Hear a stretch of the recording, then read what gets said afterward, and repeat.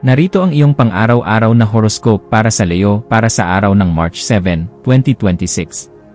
Sa pagdating ng maliwanag na umagang ito ng March 7, mararamdaman mo ang isang napakalakas na enerhiya na nagmumula sa iyong kalooban na tila isang nagniningning na apoy na nagbibigay ng sigla sa lahat ng iyong mithiin sa buhay.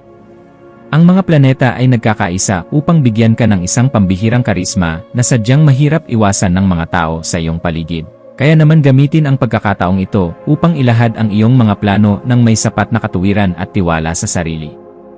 Huwag kang matakot na tumayo sa gitna at maging boses ng katotohanan dahil ang iyong natural na galing sa paggabay ay nasa pinakamataas na antas ngayon, na siyang magdadala sa iyo sa mga bagong tagumpay na matagal mo nang pinapangarap para sa iyong dangal at kinabukasan.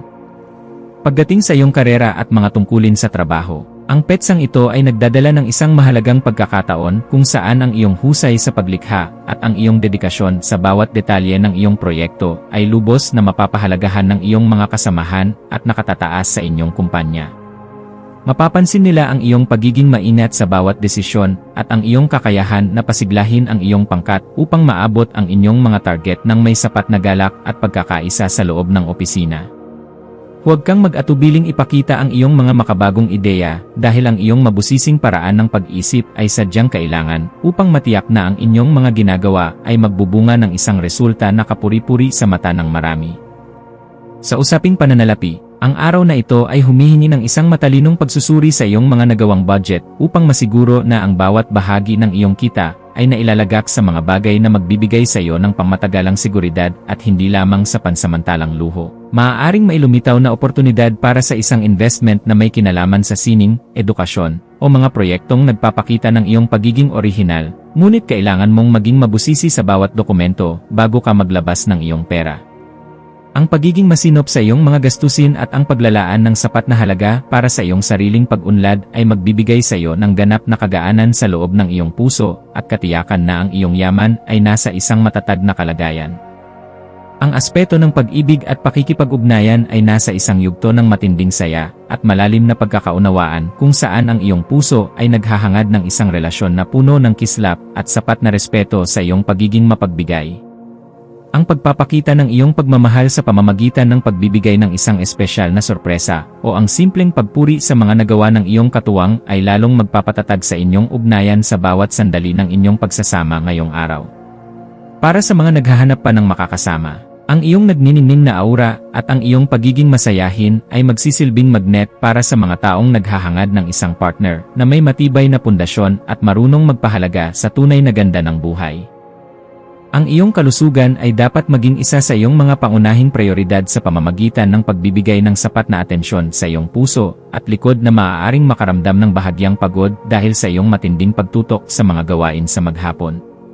Ang iyong katawan ay humihiling ng sapat na ehersisyo at mga pagkaing nagbibigay ng enerhiya upang mapanatili ang iyong ningning habang tinatapos mo ang iyong mga obligasyon ng may sapat na lakas at bilis sa bawat pagkilos mo sa labas.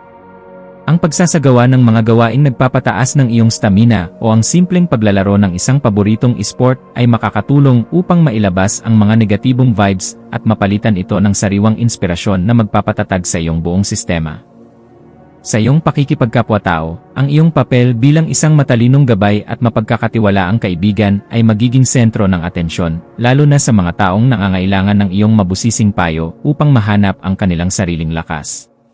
May isang kaibigan o kasamahan na maaaring lumapit sa iyo upang humingi ng tulong tungkol sa kung paano magkakaroon ng mas maayos na pagpapakita ng kanilang kakayahan, at ang iyong mga salita ay magsisilbing liwanag na magbibigay sa kanila ng bagong direksyon. Maging mapagmasid sa bawat pakikipag-usap dahil ang bawat impormasyon na iyong ibabahagi ay nagtataglay ng kapangyarihan na makapagpabago ng buhay ng iba nang may sapat na paggalang sa kanilang sariling kakayahan at kalayaan sa bawat kilos. Ang iyong malikhaing isipan ay magkakaroon ng pambihirang kislap sa hapon, lalo na sa mga gawaing may kinalaman sa pagtatanghal, sining, o anumang paraan ng pagpapahayag na nagpapakita ng iyong pagiging mabusisi sa bawat aspeto ng iyong orihinal na likha.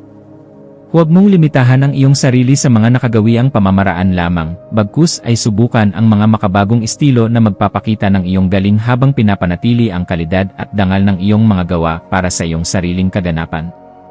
Ang pagbuo ng isang bagay na may layuning magbigay ng inspirasyon at saya sa mata ng marami ay nagbibigay sa iyo ng ganap na tagumpay na sadyang napakahalaga para sa iyong emosyonal na pag-unlad bilang isang mahusay na tao. Para sa pamilya, asahan ang isang kaganapan sa loob ng tahanan na mangangailangan ng iyong pagiging mahinahon upang maging maayos ang takbo ng inyong samahan sa kabila ng mga posibleng maliliit na hindi pagkakaunawaan tungkol sa mga plano para sa inyong mga pagdiriwang. Ang iyong presensya ay magbibigay ng kagaanan dahil kaya mong magpaliwanag sa paraang madaling intindihin at may sapat na pagkilala sa nararamdamang pangangailangan ng bawat miyembro ng iyong pamilya sa bawat oras ng inyong pagsasama. Maging mapagpatawad sa mga pagkukulang ng iyong mga mahal sa buhay at maging isang gabay na laging handang tumulong sa pag-aayos ng anumang aberya dahil ang matatag na pundasyon sa loob ng tahanan ang tunay mong sandigan sa bawat araw. Ang iyong intuwisyon ay magsisilbing isang matalas na kumpas sa pagpapasya tungkol sa isang bagong oportunidad na may kinalaman sa iyong personal na paglago o sa pagpapaganda ng iyong sariling kasanayan sa pakikipag-ugnayan sa mga taong may mataas na antas ng impluwensya. Kung may nararamdamang udyok na ayusin ang iyong hitsura o bumili ng mga kagamitan na magpapataas ng iyong pagiging produktibo sa trabaho, gawin ito ngayon dahil ang daloy ng enerhiya ay pabor sa mga gawaing nagdadala ng bagong simula. Ang iyong panloob na boses ay malakas na nagpapaalala na handa ka na para sa isang mas mataas na antas ng kaganapan sa iyong pagkatao, kaya pakinggan ito, at huwag hayaang ang mga alinlangan ay humadlang sa iyong asenso patungo sa tagumpay. Sa aspeto ng edukasyon at pagkuha ng karunungan, ang iyong isipan ay magiging kasing talas ng isang kidlat na handang unawain ang bawat komplikadong impormasyon upang mahanap ang pinakaugat ng katotohanan sa iyong mga pinag-aralan ngayong araw. Gamitin ang panahong ito upang magbasa ng mga materyales na magpapalawak ng iyong pangunawa sa mga usaping may kinalaman sa pamumuno, sining, o sa mga paraan ng wastong pamumuhay dahil ang mga ito ay sadyang makakatulong sa pagpapabuti ng iyong sariling disposisyon. Ang bawat impormasyon na iyong matututunan ay magsisilbing hiya sa iyong isipan, kaya huwag kang titigil sa paghahanap ng liwanag hanggang sa marating mo ang ganap na kalinawan na iyong matagal nang hinahanap para sa iyong seguridad. Iwasan ang pagiging masyadong dominante sa iyong mga pananaw upang hindi ka makagawa ng pader na maglalayo sa iyo sa mga bagong ideya na maaaring magpabilis sa iyong pag-unlad sa bawat sandali ng iyong pagkilos sa labas. Ang pagpapanatili ng isang balanse sa pagitan ng iyong matibay na paninindigan at ng iyong pagiging mahinahon sa pagtanggap ng mga suhestyon mula sa iba ay isang kasanayan na dapat mong pagtuunan ng pansin ngayong araw upang mas lalo kang irespeto ng lahat. Ang pagpili sa kung ano ang nakakabuti sa iyong pangmatagalang mithiin nang hindi isinasakripisyo ang iyong mga prinsipyo ay magbibigay sa iyo ng mas mabilis na resulta at mas malalim na kagalakan sa bawat sandali ng iyong pakikipagsapalaran. Ang iyong espiritual na aspeto ay nangangailangan din ng pagkalinga sa pamamagitan ng paghahanap ng sandali ng katahimikan sa gitna ng iyong abalang schedule upang muling makakonekta sa iyong panloob na lakas na nagbibigay ng direksyon sa iyong buhay. Ang pagninilay-nilay tungkol sa iyong mga tunay na hangarin ay magbibigay sa iyo ng sagot kung bakit kailangan mong maging matatag at kung paano mo magagamit ang iyong talino para sa kabutihan ng iyong sarili at ng iyong kapwa-tao.